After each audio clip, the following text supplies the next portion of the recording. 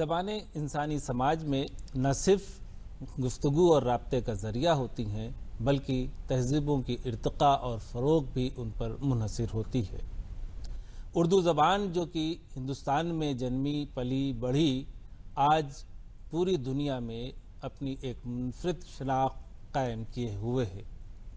इस ज़बान ने न सिर्फ कौमी यकजहती को फ़रोग़ दिया, बल्कि इसके अदब ने इंसानी माशरे की अदबी तस्कीन को जिस तरह से पूरा किया है, वो भी एक काबिल सताइश और काबिल फ़ख्र बात है। अदबी दुनिया के आज के हम प्रोग्राम में आज का मौजू है कौमी यकजहती और उर्दू अदब। इस मौजू पर गुफ्तगू करने के लिए हमारे साथ स्टूडियो में मौजूद हैं रायबरेली से तशरीफ़ लाए सैयद मोहम्मद आलिम नकवी साहब, पेशे से मुदर्रिस मुज़म्मिल अली साहब जो कि मुज़फ़्फ़रनगर से तशरीफ़ लाए हैं, और कलाम शायर में आज हमारे साथ हैं जनाब यूसुफ हुसैन फ़हमी साहब जो कि बरेली से तशरीफ़ लाए हैं, और मैं ख़ुद मोहम्मद गुफ़रान नसीम। आइए गुफ्तगू का आगाज़ करते हैं कि किस तरह से उर्दू ज़बान ने कौमी यकजहती के फ़रोग़ में अपना मुनफ़रिद किरदार निभाया है, किस तरह से इस ज़बान ने दिलों को जोड़ने का काम किया है, नफ़रतों को मिटाने का काम किया है। ये ज़बान जो कि आज पूरी दुनिया में अपनी मकबूलियत हासिल करती जा रही है, किस तरह से इसने कौमी यकजहती के धागे को मजबूत किया है। इस सिलसिले में हम गुफ्तगू करते हैं सैयद मोहम्मद आलिम नकवी साहब से। आलिम साहब, ज़बानें अपने वजूद से अपनी एक शनाख्त बनाती हैं और अब उसका एक काम होता है, चाहे वो राब्ते की बात हो या अदब की बात हो, और अदब जो है वो इंसान के जहनी तस्कीन के लिए एक बड़ा ज़रिया और सरमाया होता है। उर्दू ज़बान ने कौमी यकजहती के फ़रोग़ और उसके हवाले से किस कदर कार किया है, इस सिलसिले में आपकी नज़र कहाँ तक जाती है? हमारी अपनी ही ज़बान नहीं है बल्कि हर कौम की ज़बान है। जी बिल्कुल। और जहाँ तक ये देखा जाए कि आज माशरे के अंदर में जितने भी कौमें हैं वो सब तमाम लैंग्वेज को लेकर के अपनी जगह के ऊपर है, लेकिन जितना उरूज उर्दू ज़बान को मिला है उतना उरूज किसी ज़बान को नहीं मिला है। बिल्कुल। उर्दू ज़बान एक अदबी और तहज़ीब से अटैच है, क्योंकि ये लोगों के दिलों को जोड़ती भी है, क्योंकि जब इंसानियत होगी, इंसानियत के लिए तालीम होना चाहिए, तालीम के लिए तरबियत होना चाहिए, और ये उर्दू ज़बान जो है ये तालीम और तरबियत तो हमें देती है, साथ में हमारे अंदर में वो खुसूसियात पैदा करती है कि हम अपने से बड़ों के या अपने छोटों का कैसे हम एहतराम करें और उनकी कैसे हम इज्जत अफजाई करें और कैसे हम दिलों से दिलों को जोड़ें, क्योंकि ये वो ज़बान है कि जो दिलों से दिलों को जोड़ती है। और यही वजह है कि हमारे कितने हिंदू भाई, कितने मुसलमान भाई एक से एक शायर हुए जो उर्दू ज़बान में ऐसी ऐसी गज़लें, कव्वालियाँ, नज़में ऐसी ऐसी कहे हैं कि वाक़ई वो काबिल तारीफ़ हैं माशरे के लिए और आने वाले वक्त के लिए, चाहे कोई भी हो। उन्होंने बहुत काम किया उर्दू के ऊपर। बिल्कुल सही आलिम नकवी साहब, आपने बहुत अच्छी बात की है कि ये ज़बान एक ऐसी ज़बान है जो इंसान को मुअद्दब और मुहज़्ज़ब भी बनाती है। ये एक बहुत बड़ा इसका इनफरादी अंसुर है, और इसके लिए हम जिस कदर सताइश करें इस ज़बान के फ़रोग़ देने के लिए जो लोग खिदमत अंजाम दे रहे हैं, ज़ाहिर सी बात है आप भी मुदर्रिस हैं और ज़बान के हवाले से खिदमत अंजाम दे रहे हैं। एक बड़ी गुफ्तगू हुई, जैसे आपने बताया कि कौमी सतह पर यह ज़बान बोली जा रही है। बिल्कुल सही है कि अगर हम हिंदुस्तान के पस मंज़र में देखें तो शुमाल से लेकर जनूब तक और मशरिक़ से लेकर मगरिब तक पूरे हिंदुस्तान में इस ज़बान को बोला, पढ़ा, समझा, लिखा जा रहा है। ये एक बिल्कुल खुसूसी बात है कि इसीलिए, और यही नहीं बल्कि ये मुल्क से बाहर निकल करके बैनुल अक़वामी सतह पे एक शनाख्त बना रही है। हमारे दरमियान मुज़म्मिल अली साहब हैं, मुज़फ़्फ़रनगर से तशरीफ़ लाए। मुज़म्मिल साहब, आप कौमी सतह पर ज़बान के हवाले से कौमी यकजहती, ज़ाहिर सी बात है कि हर दौर में इसकी अहमियत रही है, ज़बान ने कहाँ तक अपना किरदार निभाया है कौमी यकजहती के फ़रोग़ में? देखिए, ज़बान के बारे में गुफ्तगू पहले बाद में की जाएगी। इस सिलसिले में पहले तो हमें ये समझना है कि यकजहती कहते किसे हैं। बहुत अच्छी बात है। जब तक हम ये नहीं समझेंगे यकजहती का मफ़हूम क्या है, यकजहती से मुराद क्या है, तब तक हमारी समझ में नहीं आएगा कि यकजहती के बारे में ज़बान ने क्या रोल अदा किया है। बिल्कुल सही। अगर ज़बान यकजहती के बारे में ये ख्याल किया जाए कि यकजहती उसे कहते हैं कि जिसमें मुख्तलिफ तहजीबों को या अक्सरियत की तहजीब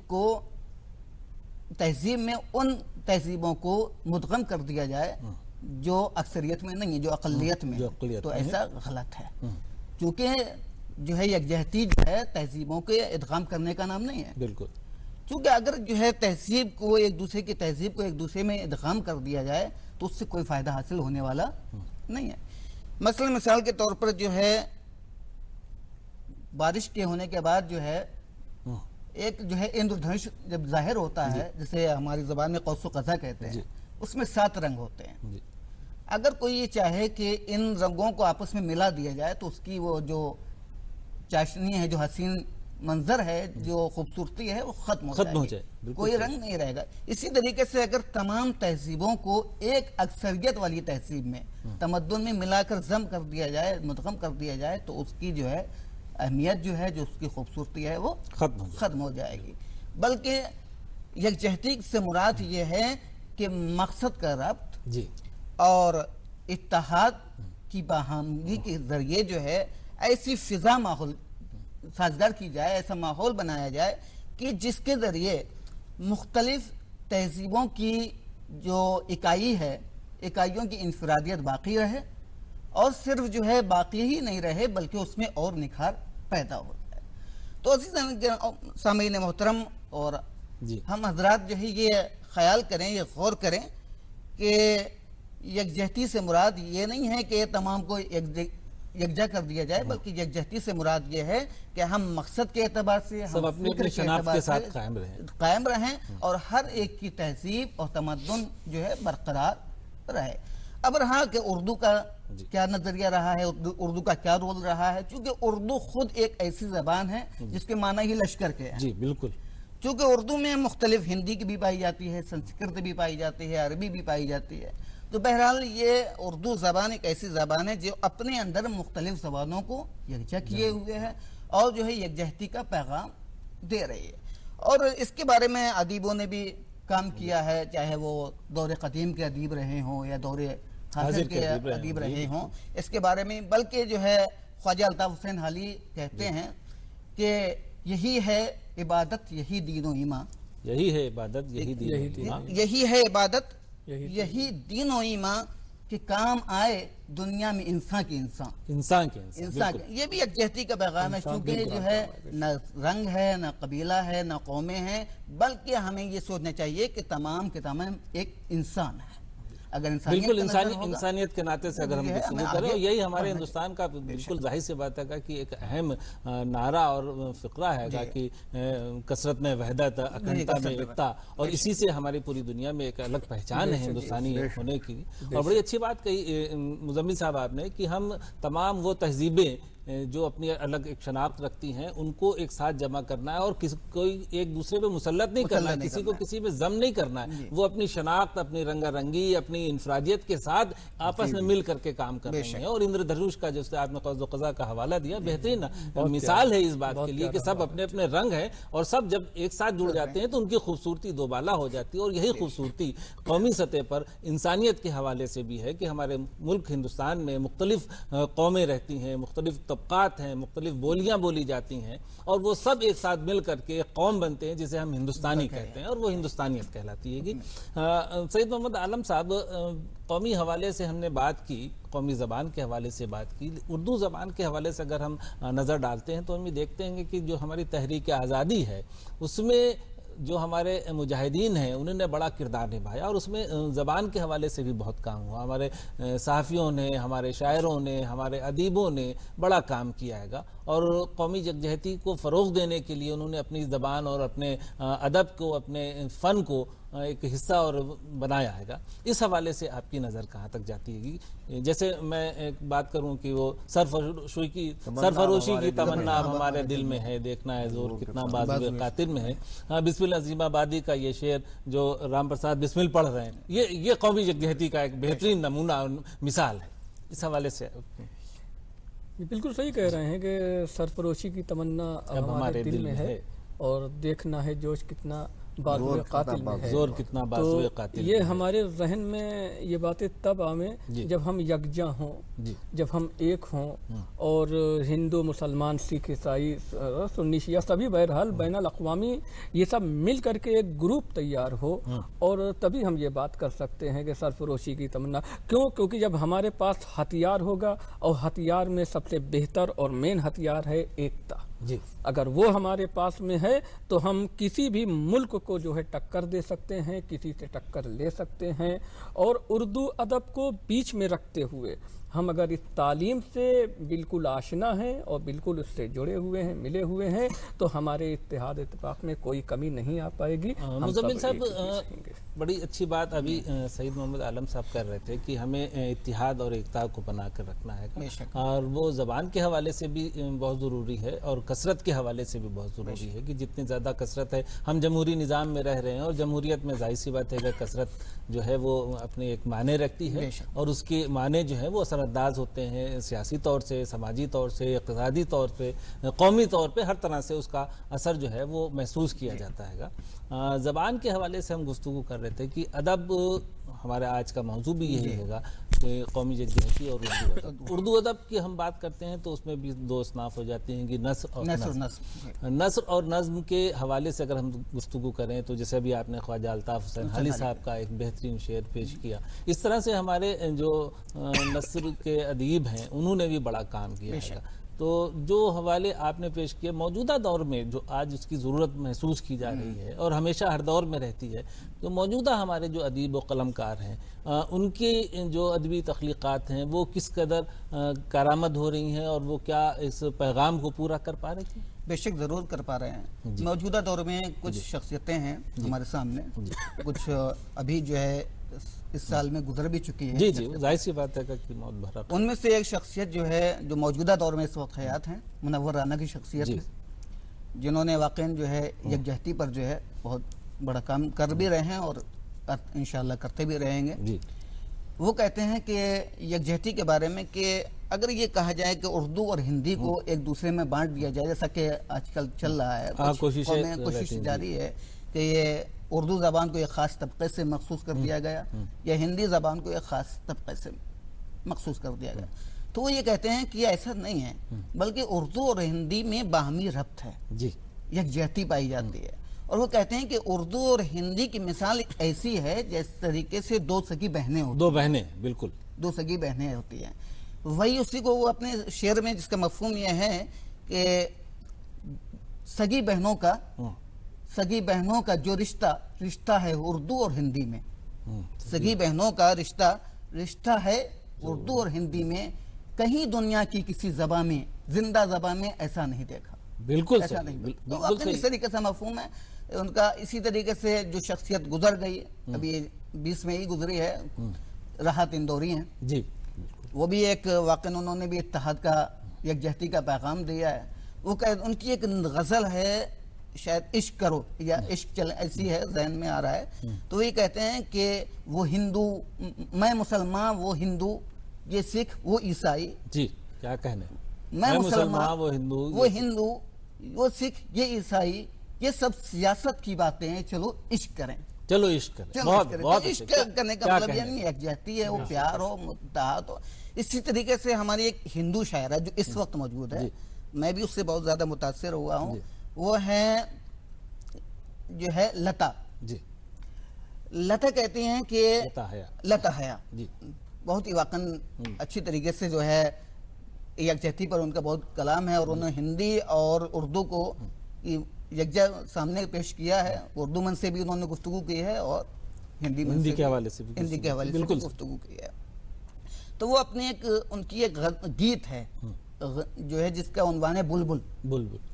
तो वो एक बुलबुल की ज़बानी जो है बयान करती है इस माशरे को, जो है माशरे में, समाज में जो बुराइयां पाई जाती हैं, जो जुल्म ज्यादती हो रही है, तो उसको पूरी दास्तान बयान करते करते और अपना दर्द भी बयान करती हैं बुलबुल के हवाले से। वो कहती हैं कि और क्या क्या सुनाऊं, दिल करता है कि मैं उड़ जाऊं, इस तरीके से शेर है। और क्या क्या सुनाऊं, दिल करता है मैं उड़ जाऊं, और बेहतर है कि हम जो है प्रेम की गीत गाएं और हर मजहब को अपनाएं। बिल्कुल ये भी उनका बेहतर है कि हर मजहब के गीत गाएं और हर जो है मजहब को अपनाएं और उसका इज्जत एहतराम करें। और ये हमारे आइन का भी हिस्सा है कि एक दूसरे के मजहब का एहतराम करना हमें आइनी तौर से बताया गया है। और बहुत अच्छी बात कही मुजम्मिल साहब, और ये जो नाम आपने पेश किया यही नाम नहीं, अभी आनंद नारायण जोशी देहलवी साहब का इंतकाल हुआ, एक बेहतरीन नाम उर्दू के हवाले से। चरण सिंह बशर सिख साहब का, कृष्ण बिहारी नूर बेहतरीन शायर, पूरी दुनिया में उन्होंने लखनऊ की नुमाइंदगी की, उर्दू के हवाले से हिंदुस्तान की नुमाइंदगी की। तो ये एक से बड़े नाम हैं। रामलाल साहब बेहतरीन शायर, विशेषर प्रदीप साहब बेहतरीन अदीब, ये सब ऐसे लोग जो कलमकार हैं। प्रेमचंद जो जाहिर सी बात है पूरी दुनिया हवाले से, जो उर्दू कॉन्फ्रेंस, पहली उर्दू तरक्की पसंद तारीख की कॉन्फ्रेंस हुई लखनऊ में, उसकी सदारत की लखनऊ में उन्होंने। मुंशी प्रेमचंद, जाहिर सी बात है कि ऐसे बड़े बड़े नाम हैं जिन्होंने कौमी यकजहती को उर्दू जबान के हवाले से जो तक़वियत पहुंचाई है। ये हमेशा हर दौर की जरूरत बनी हुई है और इसको हमें नई नस्ल में मुंतकिल करना है, ताकि नई नस्ल जो है उसी हवाले से, उसी अंदाज से काम करे कि हमें कौमी खिदमत करना है, हमें बिला तफरीक काम करना है। हमें यह नहीं देखना है कि उसका मजहब क्या है, उसकी ज़ात क्या है, उसका तबका क्या है, उसकी बरादरी क्या है, उसका इलाका क्या है। इन सब से मावरा होकर के हमें इंसानियत के नाते से, हिंदुस्तानियत के नाते से एक हिंदुस्तानी होने का अमली सबूत पेश करते हुए कौमी यकजहती को फ़रोग देना है, उसके किरदार को, उसके अमल को मजबूत करना है। यही हम सब की ज़रूरत है और यही तकाजा है। आज की हमारी गुफ्तगू में मौजूद थे जनाब सैयद मोहम्मद आलिम नकवी साहब, जनाब मोहम्मद मुजम्मिल साहब, और आइए चलते हैं हम कलाम शायर की तरफ से, जिसके लिए हमारे दरमियान में बरेली से तशरीफ़ लाए जनाब यूसुफ हुसैन फहमी साहब मौजूद हैं। मैं बहुत बदब एहतराम दरख्वास्त कर रहा हूँ, दावत सुखन दे रहा हूँ जनाब यूसुफ हुसैन फहमी साहब से कि वो अपना कलाम पेश करें। जी, बहुत शुक्रिया। बहुत अच्छी गुफ्तगू जी कौमी यकजहती के उन्वान से आप लोग कर रहे थे, और जो पैगाम हिंदुस्तानी नहीं बल्कि दुनिया को दिया जा रहा था कि उर्दू और हिंदी जब दोनों बहनें आपस में प्यार की लोरियां देती हैं तो ज़माना रश्क करता है हिंदुस्तान की तहजीब पर। बिल्कुल, मुझे इस मौके पर एक शेर याद आ रहा है दाग साहब का। जी जी, कि उर्दू है जिसका नाम हम ही जानते हैं दाग, सारे जहां में धूम हमारी ज़बान की।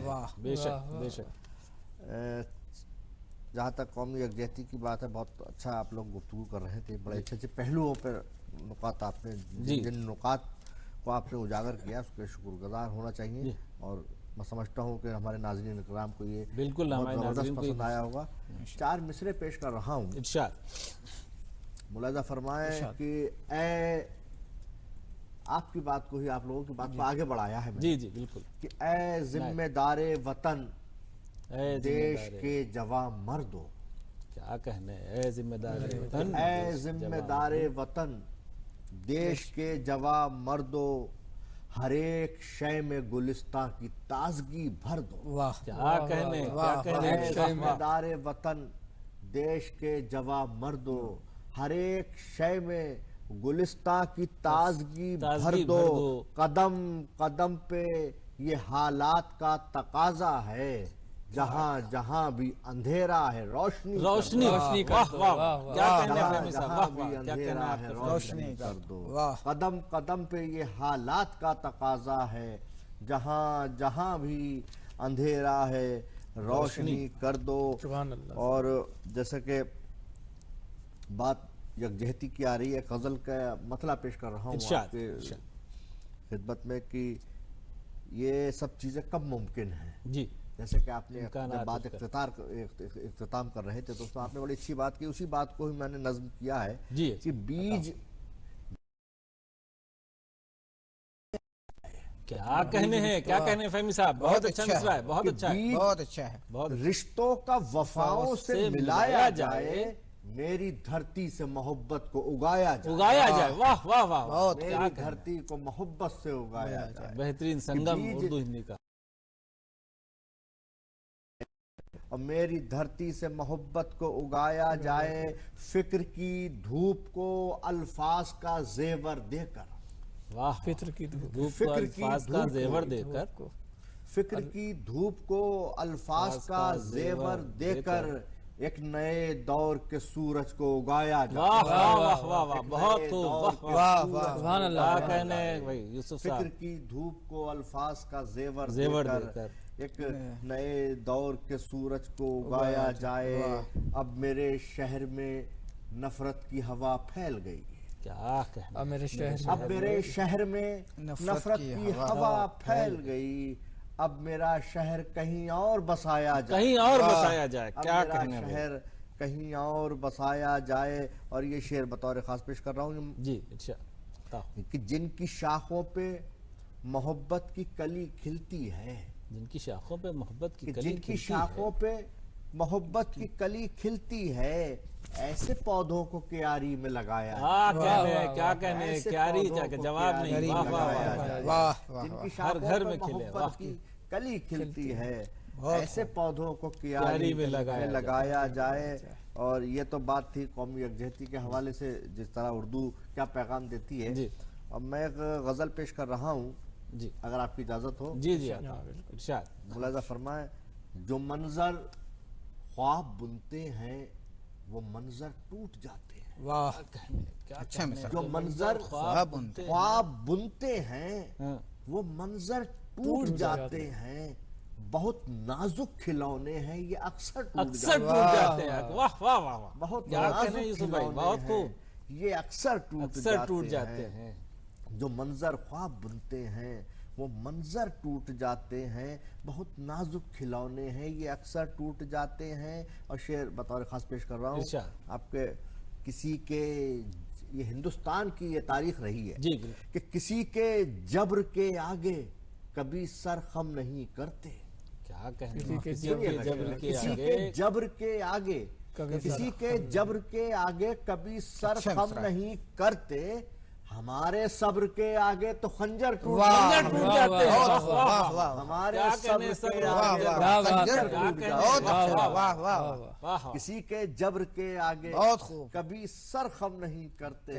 हमारे सब्र बहुत के अच्छा। आगे तो खंजर खंजर टूट टूट जाते जाते हैं। वाह। हमारे सब्र के आगे तो खंजर टूट जाते हैं। और ये शेर भी देखिए किसी काबिल हो, जो बरसाते हैं पत्थर उनको अंदाजा नहीं शायद। जो बरसाते हैं पत्थर ये उन जो बरसाते हैं पत्थर उनको अंदाजा नहीं शायद। कभी शीशों से टकरा कर भी पत्थर टूट जाते क्या हैं। कहने, वाह, वाह वाह, वाह वाह, बहुत नया शीशों से अंदाज है, बहुत नया अंदाज है, अंदाज है। बहुत खूब। वाह, वाह। जो बरसाते हैं पत्थर उनको अंदाजा नहीं शायद। बहुत अच्छा कभी है। शीशों से टकरा कर भी पत्थर टूट जाते हैं। कभी शीशों से टकरा कर भी पत्थर टूट जाते हैं। और पिरो तो लूं मैं तुझको जिंदगी रिश्तों के धागों में, कि पिरो तो लूं मैं तुझको जिंदगी रिश्तों के धागों में, मगर रिश्तों के ये धागे उलझकर टूट जाते हैं। बहुत मगर रिश्तों के ये धागे उलझकर उलझकर टूट टूट जाते बहुत हैं। खूब, बहुत खूब, पिरो तो लूं मैं तुझको जिंदगी रिश्तों के धागों में, मगर रिश्तों के ये धागे उलझकर टूट जाते हैं। और इस गजल का मकसद मुलाजा फरमाए इरशाद।